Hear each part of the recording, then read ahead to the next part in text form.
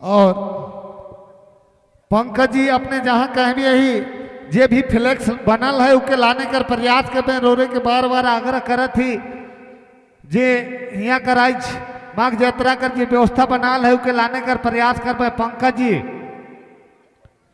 और साथ ही साथ हमार बड़े छोटे भाई रामो जी अपने भी मंच पर आवे का प्रयास कर पाए। चलो कार्यक्रम के आगे बढ़ाते हुए एक गीत कर बाद डांस के लिए तैयार रह पाए। हेलो कैमरा वाला फोकस करो।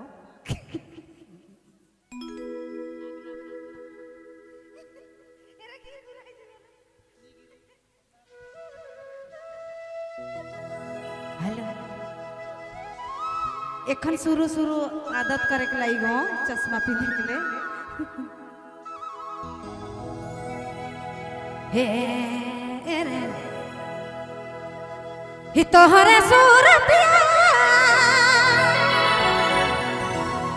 हरे मन मोर के मोहिला का जानी कैसन रू ही तेरे भगवान रे का जानी कैसन रू। सच में मैं बताई के लाई हूँ अपने मन के कि सब कलाकार से हट के सुन रहा उलासदा है नहीं। जोरदार ताली होनी चाहिए तो मैं जानबू कितना जन सच माने ना। बस चाहिए 5 गो चला ठीक है। अरे